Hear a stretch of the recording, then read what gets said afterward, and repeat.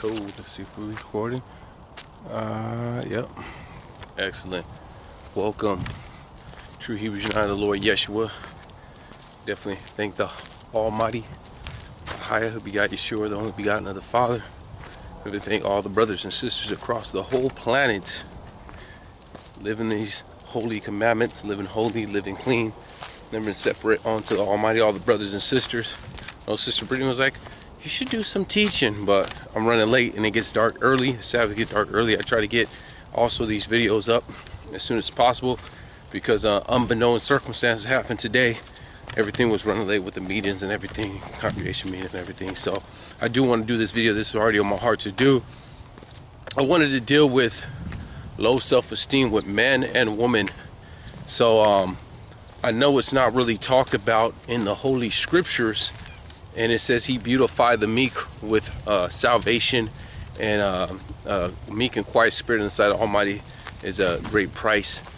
But sometimes the women, doing what the women first and their insecurities, whether their physical appearance, whether them being single, whether them not being able to find a good guy, whatever the insecurity is, we have to work at these insecurities. Too many times you deal with this insecurity or these insecurities and just accept them.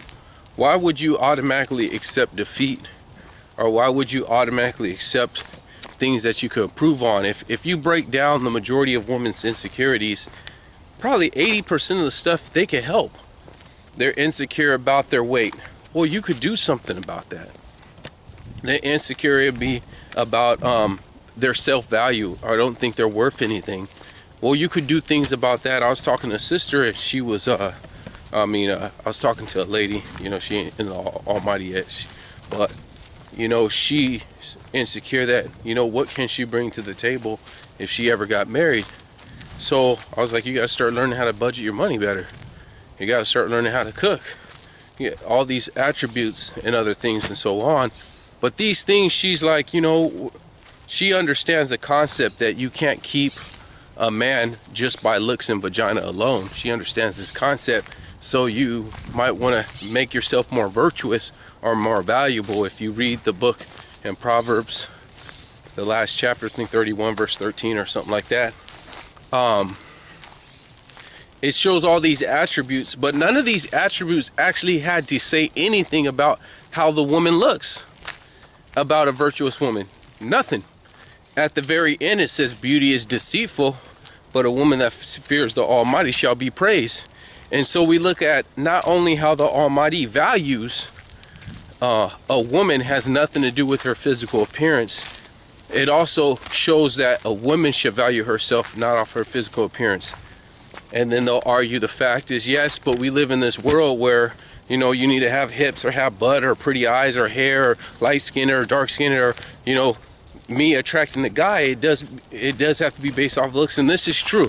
This is true because I would not engage into going on a date or entertain that if the girl was not sexually attractive. She has to be attractive for me to even get to that point of exchanging numbers or going on a date. So I do understand that concept, but going off of the basic looks alone, whether you're obese or whether you're just, got a little pudge, got some rolls or whatnot, this is guy or girl, you could achieve that.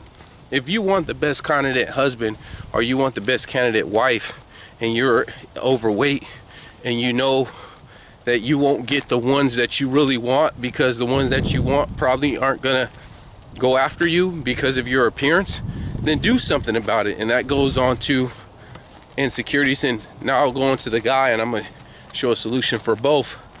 And you guys, that I see that, especially you Hebrew guys, this goes to every nationality, but mainly to you Hebrew sisters and Hebrew brothers. You Hebrew brothers, you got a major insecurity, and you hide it well. You hide it real well. See, the thing with you is you're scared. Now, if someone would talk trash to you, you're willing to throw down and fight, or you're willing to quit a job, but you're scared. You're scared of failure, and you're scared to succeed. Because you won't step out and start your own business because you're scared. You're scared of failing. Some way, somehow, even though you're willing to fight people or stand for the gospel, something in your life, whether your parents or whether what TV and, you know, the people have brainwashed you to think that you're inferior to other nationalities. But you'll sit there and watch other nationalities start their own business, but you never say, you know what, I could do that too. And this is a problem with a lot of Hebrews, a lot of brothers. They don't believe in themselves. They don't believe in themselves. And I'm talking about the people that, you know, they try to go hard for the gospel. They in no way, shape, or form you think that they're a cowardly person, but they are in this area, I'll say, in this area. Because they'll stand for the gospel, they'll die for the gospel, but when it comes to improving yourself and being a better you, they're scared. So, I don't know what it is with our culture, why our men don't believe it. We almost seems like women are willing to step out and start their own business and step out and be entrepreneurs and get higher paying jobs than men. We just settle for, I'm not even going to say being a loser, but you settle for subpar of your greatness. You could be great, but you don't desire these things. And that brings us back to insecurities with the man being scared and the woman. In order for you to change, the pain you're going through right now of as a man living paycheck to paycheck or struggling, always stressed out, don't know how you're going to pay rent, gotta catch the bus because you don't have money in the bank account. You'll go a whole month and pay all your bills and you have nothing left over. But you bought a couple of chips here, you might went to Redbox, got a movie here, you have nothing left over. And what you did is you literally just wasted a month of your life, because all you did was pay bills. All you did was break even. And then you're just putting unnecessary stress and pain on you and your loved ones, whoever that may be. So the pain you're going through has to exceed the pain it takes to change. And bringing that back, if you look up online how to make money online. You'll see a lot of people making money online, $100 a day, $50 a day, $1,000 a day, 500, and some of these people are doing it. They're making money online. So then when you look up these things, you're like, man, that's gonna take too much work. Man, I don't know how I'm gonna do that. Man, I'm not smart enough to do that.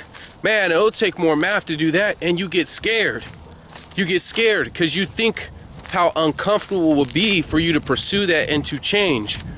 And you say, it's better for me to stay here, even though I'm going through some pain and even though I'm uncomfortable, it's better for me to stay here because I could do this, versus rising up and believing yourself. If any other person on this planet you could do it, you could do it.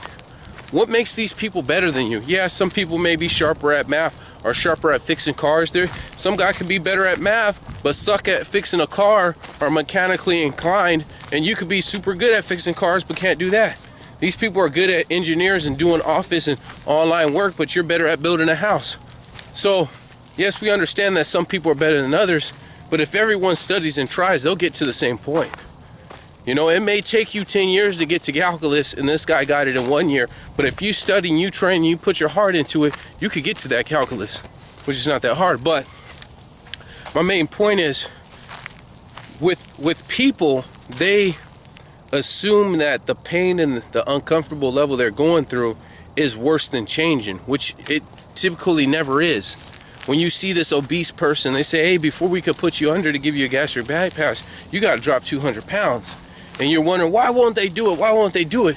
Because even though their self-esteem is low and they cry themselves to sleep because they can't roll out of bed, they can't fit through doors, everyone looks at them, they feel they're going to die lonely by themselves, they never have a companion. That pain and that uncomfortable level, they feel that doesn't exceed the pain of them exercising and their hearts being tired and getting up and exerting themselves and being tired and breathing hard. Whether you're obese or whether you're just overweight, you look at, oh, exercise sucks. But if you go through that pain, the average person go through that pain for 3 months. Or if you, especially you sisters, you go through this pain for 3 months and 4 months, even 6 months, and decide to change yourself. And to when you look in the mirror, it pleases you. Not to where it pleases the world, it pleases you. That pain is just 4 months and you just maintain from then on. Or do you want to go to the rest of your life And always, every time you brush your teeth, every time you get out the shower, hate yourself. I hate how this looks. I hate how that looks. When you shouldn't be hating yourself anyways, but that's what they say. Man, I don't like this. I don't like these rolls. I don't like this. My boobs, I don't like my stretch marks. I don't like this. And you'll go through this for years and years and years, decades. Are you willing to go through that for decades? Are you willing to make a change? Same thing for you men. I've done situations where I try to help numerous people with making good financial decisions. And I don't put too much pressure on them. But I show them the facts, and I show them how this plan will work. And because in their mind, they think that's too much work. It's too painful for me to do that. It's better for me to stay where I'm at. And I'm a big fan of time will tell all things. Because these people that go against me, I'm not saying they have to do what I say. But these people that choose not to go the direction that I'm suggesting, time will tell. And probably 10 times out of 10 so far, when they choose not to do it, it's to their ruin, because they're still living paycheck to paycheck. They don't want to make a risk. They don't want to fail. They're scared. They're scary. And you got to get that stuff out of you, because being scared of anything will stop you to achieving your greatness. If you're scared to get in the ring, you can never be the #1 contender. If you're scared of getting in a car accident, you'll never get your license. If you're scared of rejection, you'll never get the girl. You'll never get the guy. You'll never get the job. You got to get out of that fear. You know, and the Almighty talks about the fearful, and I don't believe he's necessarily referring to getting out your insecurities and your fear. He's more so dealing with not fearing what man will do to you, being willing to die for this gospel, to die for what you believe in, and die for your faith. But that could indirectly roll over to being fearless. If you're not fear to die, so what? I'll try, and even if I try and I fail, at least I tried. I made some financial decisions, and some of them were bad and some of them were good, but I always lived up by this moral. If I try and I fail, and I lost a couple of thousand here, a couple of thousand here, my family could recover from that. It's not a blow as me saving up $30,000 or $40,000 and buying a house and paying another 6 or 7 years on this house, and the economy fails, and now I lost my house and all these mortgage payments, the thousands of bucks a month or $1,500 a month, whatever your mortgage payment, plus whatever you put down, $30,000, $40,000 down. I lost years of my life trying to pay off this, and now I gotta, repossess home on my credit, or I gotta file bankruptcy for 7 years or whatnot. You know what I'm saying? That is a fatal blow, and that's happened to people. But I step out and say, hey, you know what? Even if I fail, it's not a failure, because I did this and I took this risk for the betterment of my family and for the congregation. For the betterment for my family and the congregation. So you're still a winner, because if you don't try and you're scary, especially you men, you get scared to make these risks, these financial risks, or to go to night school, or to get a second job, to improve yourself and go through the pain and the hustle of what it takes to be a champion in life, then you're a loser by default, because you just got this 9-to-5 job and you're living paycheck to paycheck. Yeah, you may make some good money and go on vacation, and you can get that nice shiny car if that's what you're into, or that nice shiny horse. Some of you guys will. The majority of you won't, because the majority are middle class or lower middle class or lower class. So we have to get out of that, and we have to get out of our comfort zone. We have to stop being scared. Stop being scary. All your insecurities, oh man, I gotta do that. That means I gotta go to training. I gotta go to school. Yes, that is true. But you're smart enough to do it and improve on your insecurities. If you're not good at math, go to night school and do a refresher course in math. If you're not good at English, do that. If you're not good at typing, you get this typing job. You don't even have to type that many words per minute, but you get double your money if you get this job. Hey man, you know what? They're gonna be hiring. Let me do a typing class. No, but man, dude, I gotta do a typing class. I get off work, I gotta do a typing class. I gotta do this. Man, I just want, maybe the job's not for me. Who said the job's not for you? Why won't you go out there and get it? Why are you afraid to educate yourself and be a better person? And when you go through the pain, and you get to the top and you meet your goal, the taste and the reward is so much better because you hustled for it and you had to put some of your essence into it. And that makes it so much better. That's what creates a strong man or a strong woman. The saints of the Most High that make it into the kingdom, that some will sawed asunder, some will put to death. They try to make them deny their faith. You starved to death, brother, taking the mark of the beast.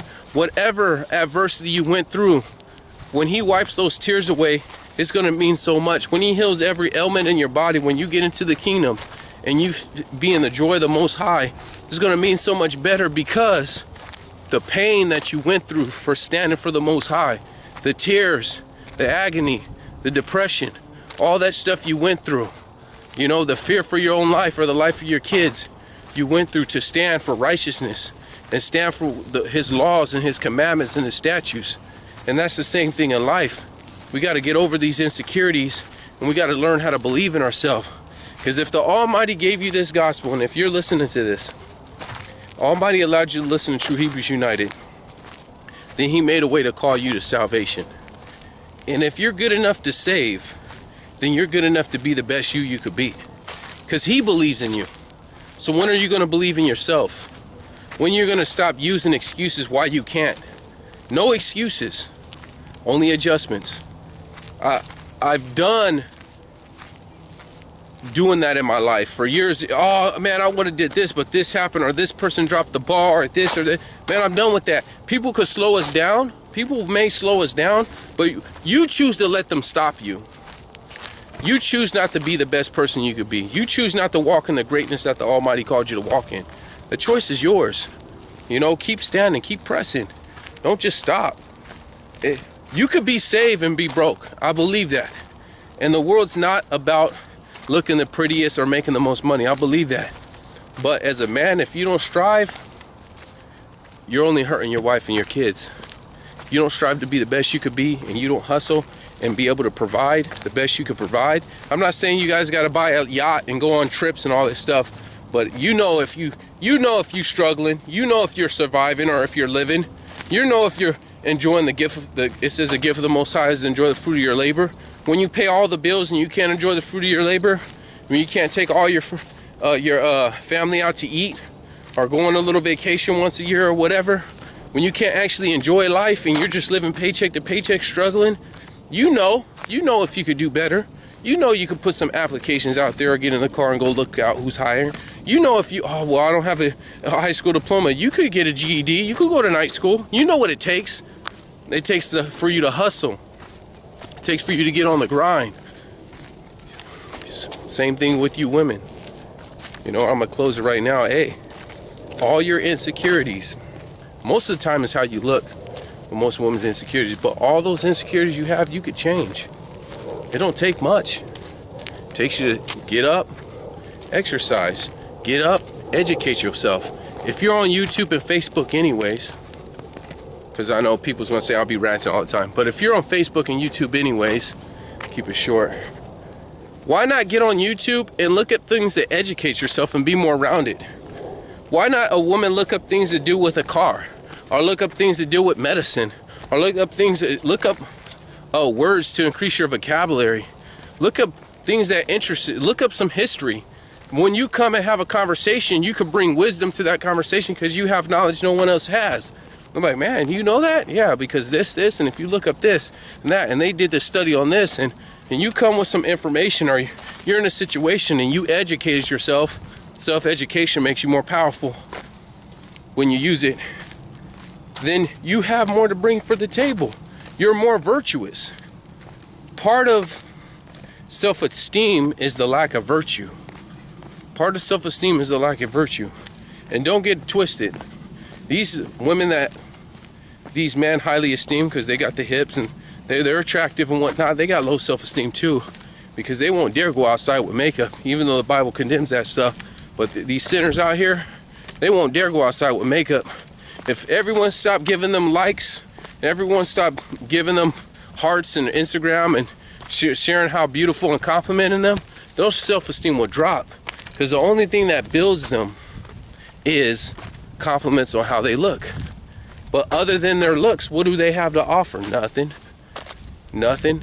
It'll be these same dime piece women don't know how to cook, don't know how to clean, don't know how to get a good paying job, have no education, just dumb as a brick.